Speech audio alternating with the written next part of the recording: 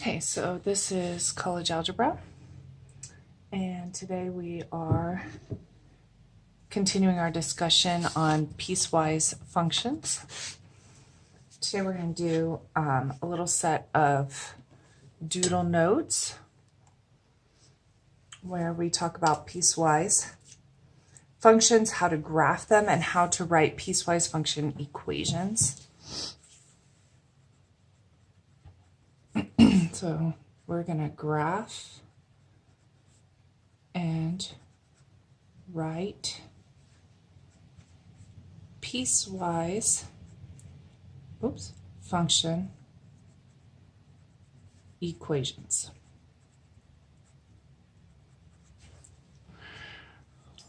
All right, again, a piecewise function is where we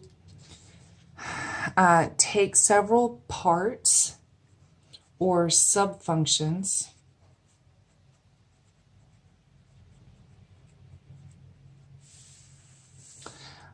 each portion is defined by a different equation over different intervals, and those different intervals are called subdomains. So pieces of the domain or the x values. So here we have a two-way piecewise function.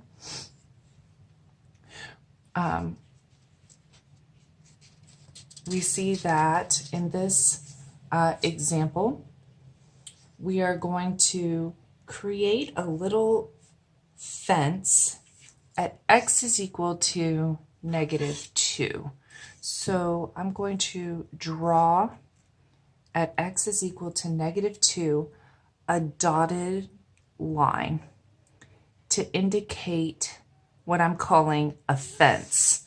So I want you to think about that fence as something like this. If you live in a neighborhood where the front yards of your neighborhood, okay, are kind of like where the boundary lines between your house and your neighbor's house are not exactly well defined, okay? So as you're mowing your front yard, you're mowing, and you think, you know what, I think this is probably the property line that defines the end of my property and starts my neighbor's property.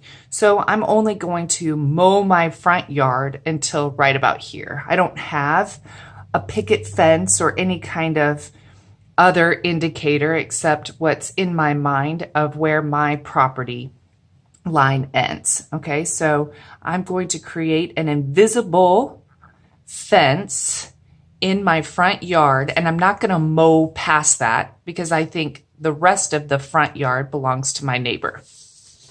So we're going to do something like that with these functions. Okay, so this is my invisible fence that I create with my neighbor. And 1/2 x minus 1 is the front yard that belongs to the subdomain x is less than -2. So I'm going to graph f of x is equal to 1/2 x minus 1 for everything to the left of -2. So that's this piece. Okay? All right, so if I started at -1, okay, and then I rise 1 and run 2, rise 1 and run 2, rise 1 and run 2. But I'm going to line up my ruler to hit -1, but I'm not going to go past the fence because this is where his property line ends. And he doesn't even own the fence. So we see here that we've got x is less than -2 for this function. It doesn't equal. So we're going to put an open circle on the fence at -2. At -2 though, okay, this is where we put open or closed circles to indicate who owns this fence. To the right of -2, we're going to graph f of x is equal to 2x minus 3. Because that subdomain, or his property line, starts at -2 and goes to infinity. So we're going to graph this line. My y-intercept is -3. Still going to graph 2x minus 3. And then I'm going to rise 2 and run 1. This goes a little bit off the graph.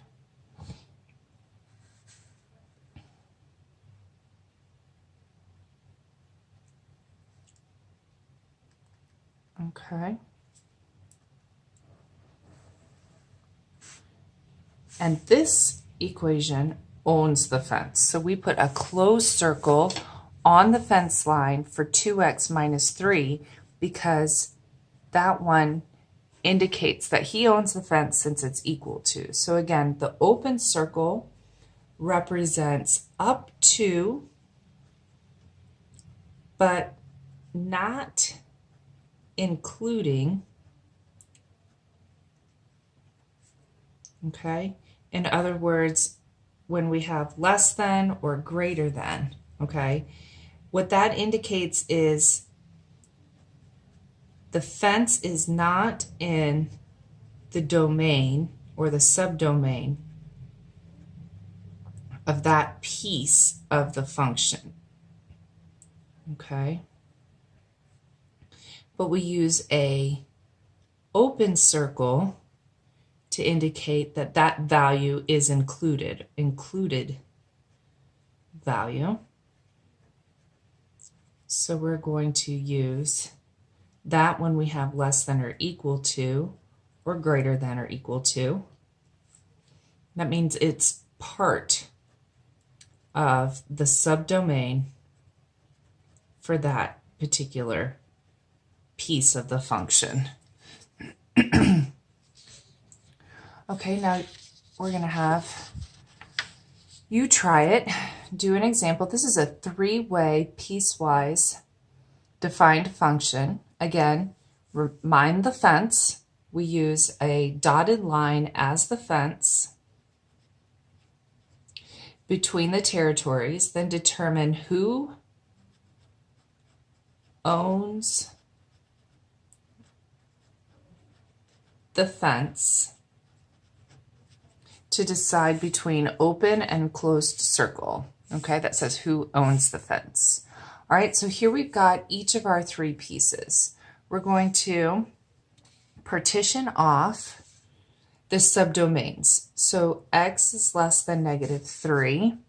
We're going to put our invisible front yard fence at -3. The next piece of it goes between -3 and +2. So we're going to do another partition in the front yard at +2. And then the last piece of the subdomain goes from to and then beyond. Okay. So for this first piece, we're going to graph f of x is equal to -x minus 3. So this is for the x values to the left of -3. Then this piece of it, okay, is f of x is equal to x squared plus 1. So that's a quadratic equation. And that's the piece that goes between -3 and 2. Then the last piece of it here is f of x is equal to 3, and that's for everything to the right of 2 on the domain. All right, so our subdomains then are from -infinity to -3. That's the first piece. And then from -3 to 2 inclusive, because that piece has the equal sign under both. And then finally, from 2 to infinity. All right, let's graph this. Okay, so here's the front yard of negative x minus 3. Okay, so if I were to plug in negative 3 into the first piece, I would get negative and negative 3, so positive 3 minus 3, so that's 0. And my slope is negative 1, so I'm rising 1 and running 1. Now I'm going to graph. My middle piece is the quadratic equation, x squared plus 1. So this is the x squared function, but just raised up. All right, so some guiding points are negative 1, 2, negative 3, 5, and negative 3, 10. And he owns the fence, so he gets a closed circle. Okay, now, and then 1, 2, and then 2, 5. And he owns the fence on this side too, so he gets a closed circle. All right, so there's the middle portion. Okay, and then at the very end, we've got y is equal to 1. He doesn't own the fence, so he gets an open circle. And we graph everything to the right there. So here you should see every piece, okay, of this piecewise defined function. All right, so again, he gets closed circles. This guy owns both sides of the fence. Okay, all right, so here again is yard number 1. So that's subdomain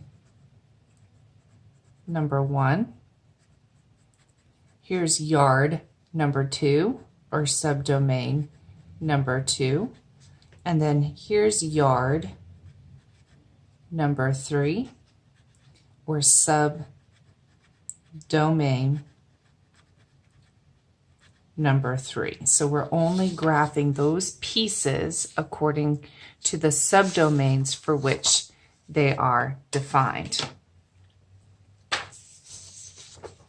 All right, let's do some practice here. So here we're going to practice